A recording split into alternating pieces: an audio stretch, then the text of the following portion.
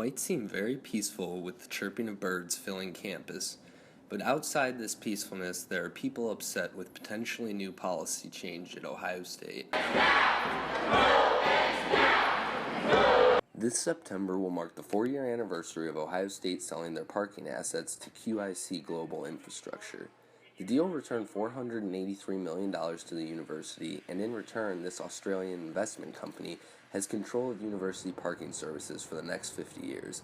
Some current Ohio State students are voicing their concerns over history repeating itself at Ohio State. I'm standing right outside Bricker Hall, the location of a protest last week on campus. One of the issues that was being protested was Ohio State's decision to privatize their energy. I sat down with a student who was involved in the planning of this protest, see what his thoughts were on the issue. Jed DeBruin is a third-year geography student who is very involved in United Students Against Sweatshops, often known as USAS. We like to see OSU commit to doing this in-house.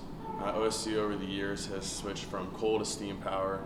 In the power plant, they've installed solar panels on the roof of the RPAC.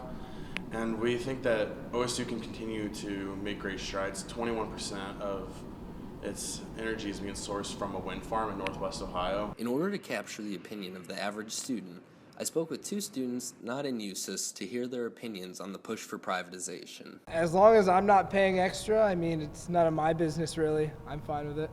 Many students probably share the same opinion, but according to Jed, students could potentially be paying more due to the university's new policy forcing students to live on campus for 2 years.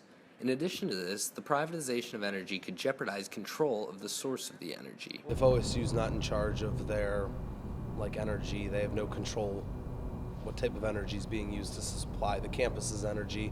So there's a serious lack of accountability on whether we use reusable resources or just fossil fuels. The privatization of energy could also have drastic impacts on the communities surrounding campus. OSU is a land-grant institution. They're supposed to be remaining committed to the university's surrounding areas, and union jobs are a great way to keep the standard of living up in these areas. Whether or not the university will agree to requests made by USAS and other students is up for debate. However, one thing is not. Students will continue to voice their opinion and demand to be listened to. Austin Armstrong, Lantern TV.